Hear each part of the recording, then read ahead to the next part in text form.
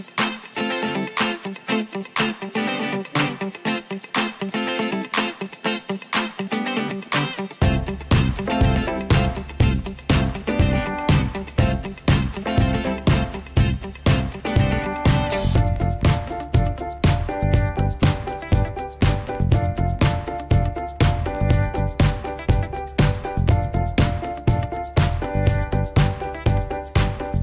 good morning, everybody. This is Dear Mama Sal, and it is Wednesday morning, and my squeaky windshield wipers are back. It is 4 degrees. It feels more cool than that, which would make it 39 in American. I really must say that it's a weird feeling. I am so exhausted, and I'm not sure if I finished my Christmas shopping, and if I haven't, it's a pity because I think I've run out of budget. I won't really be able to relate to that one. And you know, the temptation is to just keep spending, and I can't do that. So you know, it's really challenging at the moment, and I think that is having some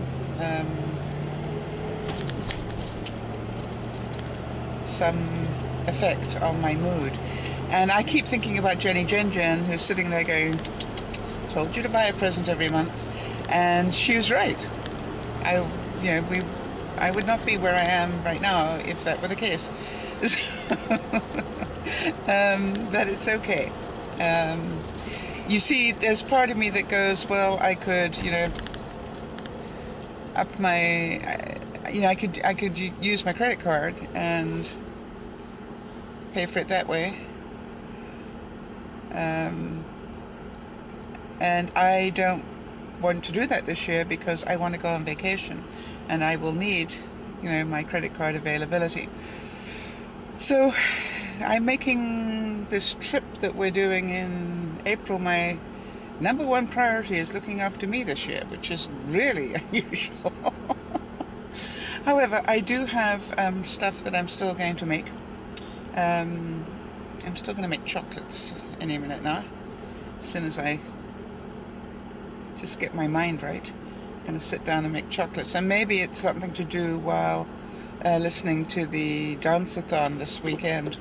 And that's what I was thinking about. So for those of you who don't know about it, Benji and Judy are running a 24-hour fundraiser, and they do it every year and do an unbelievably good job.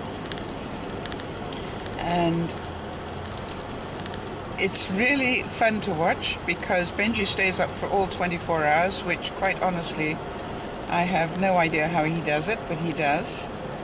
And appears to do so quite happily for the sake of raising the funds. Everybody else, you know, comes in and out, but Benji is the constant in it. It's quite something.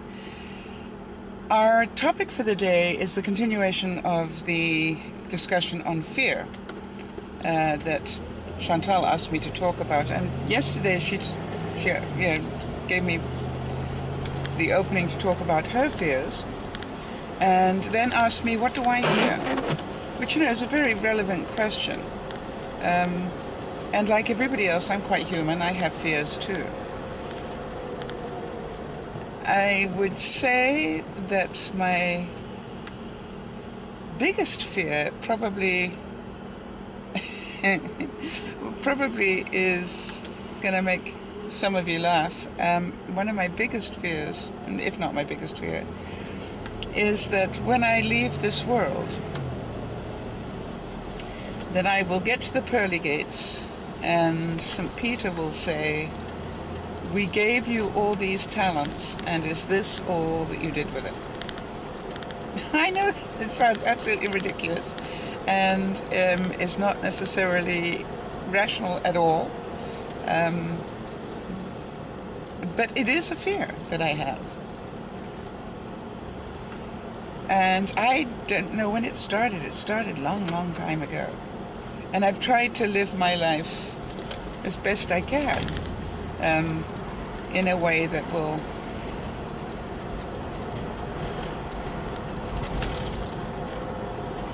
make that not be a reality. But it's really weird, and I wonder if any of you have any faith-based fears like that.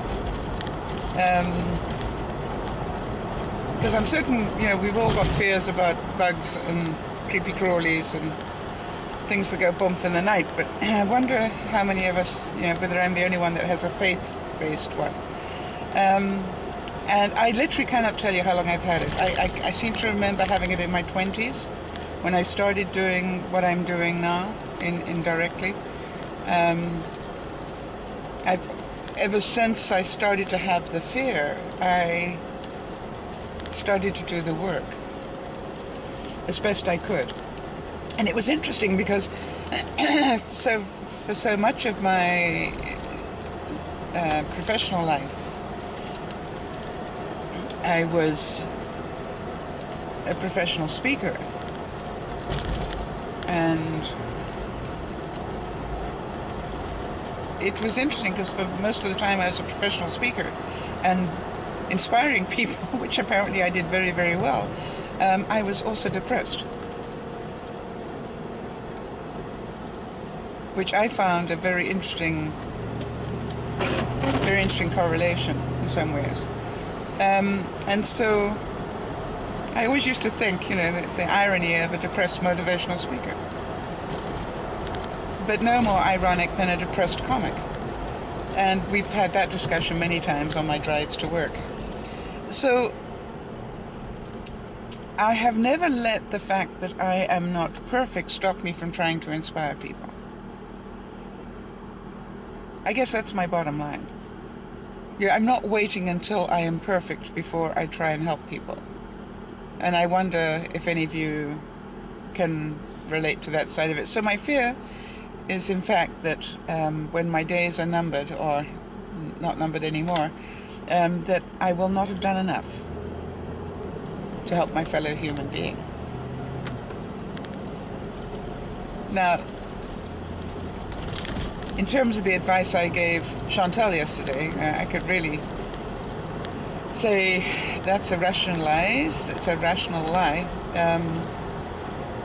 But I always think that we don't. We think we know the benchmarks, but do we really?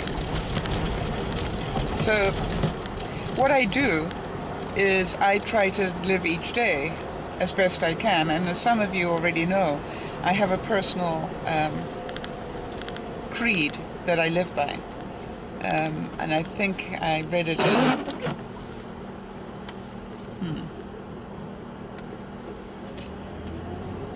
which book was it in? Probably The 7 Habits of Highly Effective People, I would think, but if I'm misquoting, forgive me. But one of the bits of advice was, have an epitaph and live by it. In other words, write what you would like people to say about you after you're gone. I mean, live the life that would have whatever you want written about you after you're gone. Live that life so that they will write that about you. And it was really interesting at the time because I thought, gosh, And when I went to write it, it had nothing to do with money. I didn't write down, oh, I want to be really rich, or here Lifestyle who wanted to be really rich. I actually wrote, and what felt right, weird, what felt right for me were the words, here lies Sal who cared enough to share, who shared enough to make a meaningful difference, and by so doing became a gentle giant inside. Well, the reason I wanted something as simple as that is because I wanted to be able to ask myself every night, did I care enough to share today? Did I share enough to make a meaningful difference in somebody's life today? And if so, you took a step towards being a gentle giant.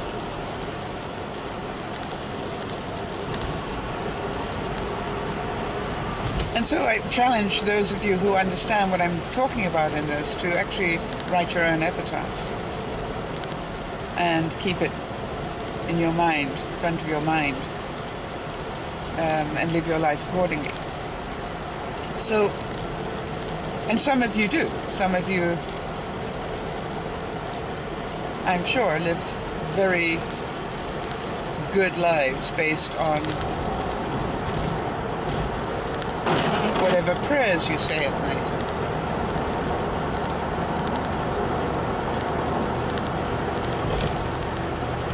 But if you notice, when I wrote mine, I held myself accountable. I didn't include anybody else. I held myself accountable for making that possible.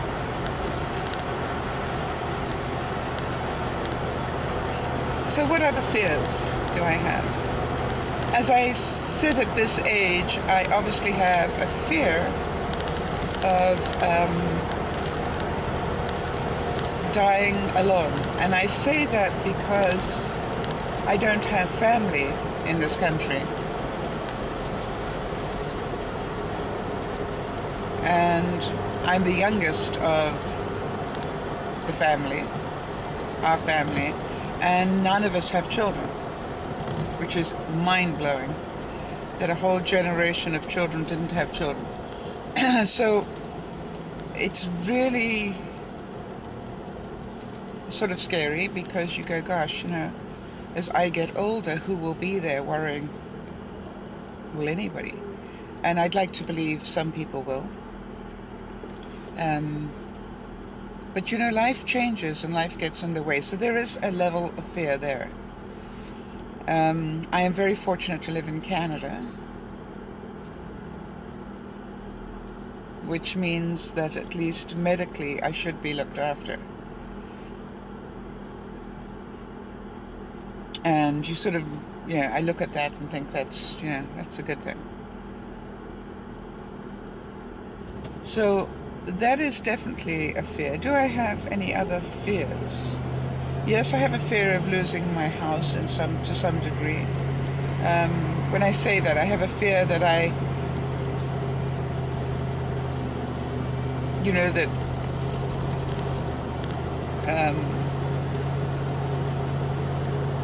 I won't be able to support the cost of the house. And I have a fear of losing it, in as much as I know that if I retire, I will not qualify,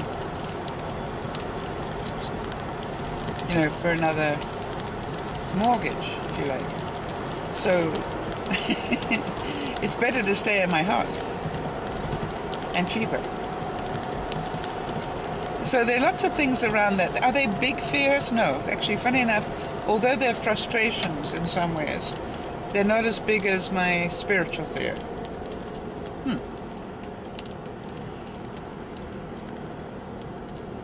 I think because there's part of me that's a survivor, and I know that whatever happens, I hopefully will have the tools to be able to make a plan. And when I say the tools, I mean the mentality to be able to make a plan. I hope so. So those are some of my fears, and I'm sure I've got lots more, and as I think about them, I will add to them. I'm glad that some of you wrote to say that the vlog yesterday helped you, and I'm glad it did, and I hope that this one gives you some food for thought as well. And to make things clear, the fears that we have control our lives.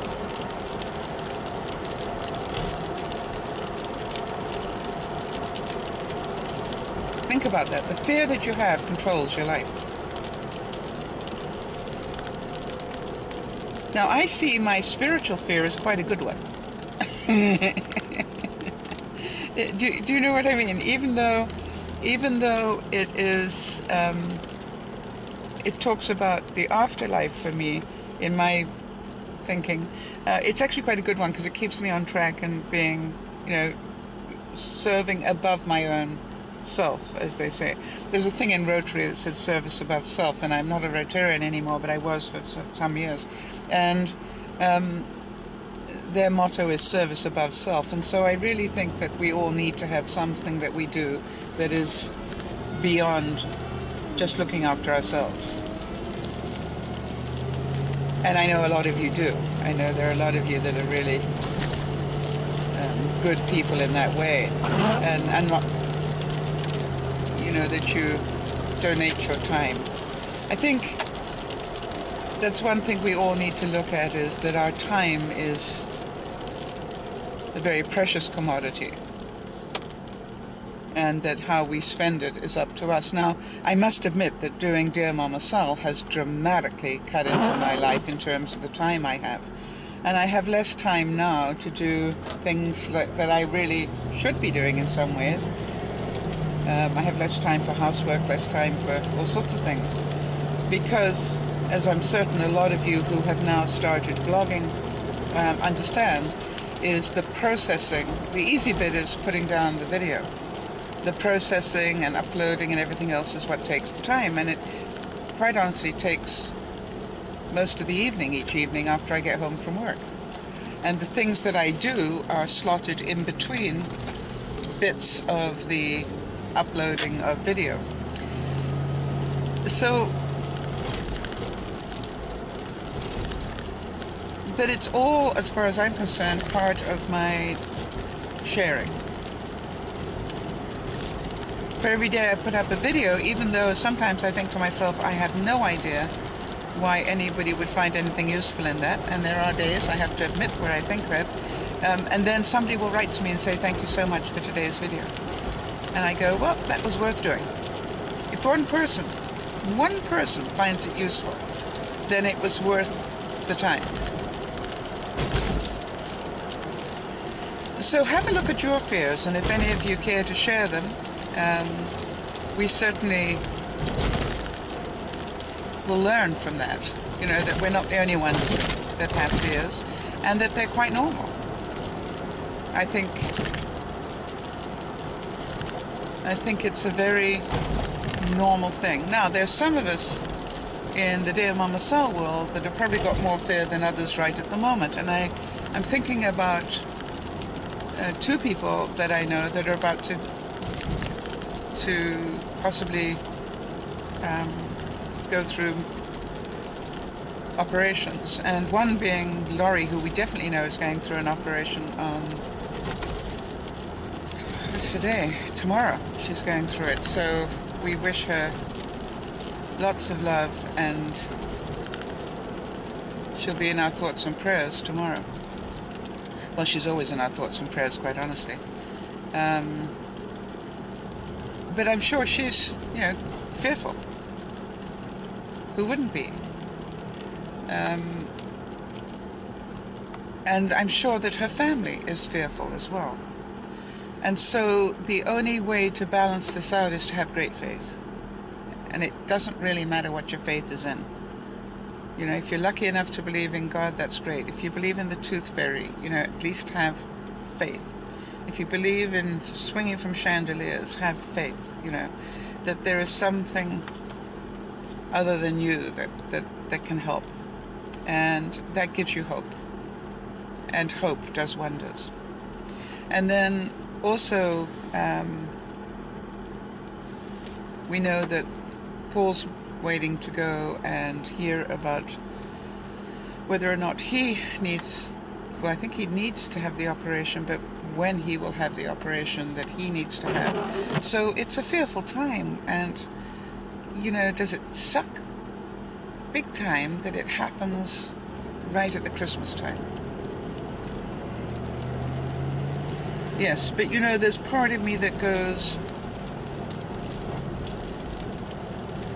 better that it happens than it doesn't. Better it happens at Christmas time maybe than not at all. And I know in Laurie's case,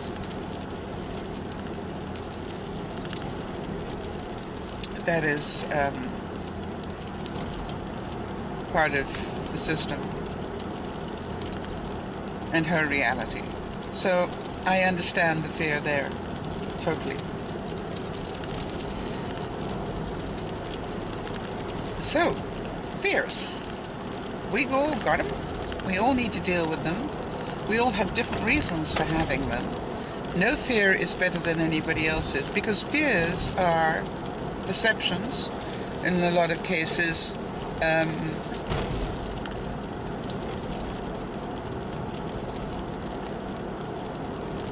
Let me go back again. I was saying yesterday that you don't fear heights, you know, because heights can't hurt you, but what we fear is what could happen to us at height, right? And so you look at it and you go, what about, you don't fear operations, you fear that an operation will go wrong. You don't fear flying, you fear crashing.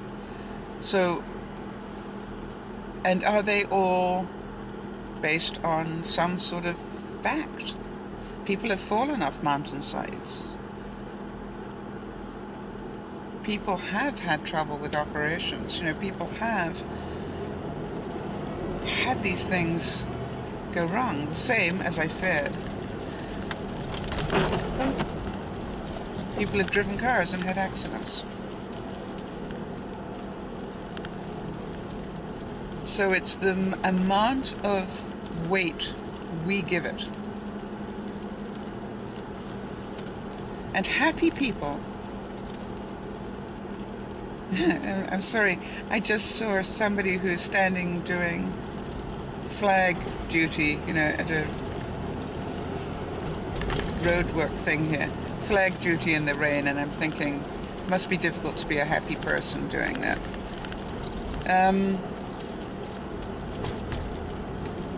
So it's the amount of weight we give any of the fear determines how much effect it will have in our life. So absolutely, do I have a fear of, you know, not making it through the pearly gates? Yep. Does it ruin my day? No. It keeps me on track during the day. Do I have a fear of being alone?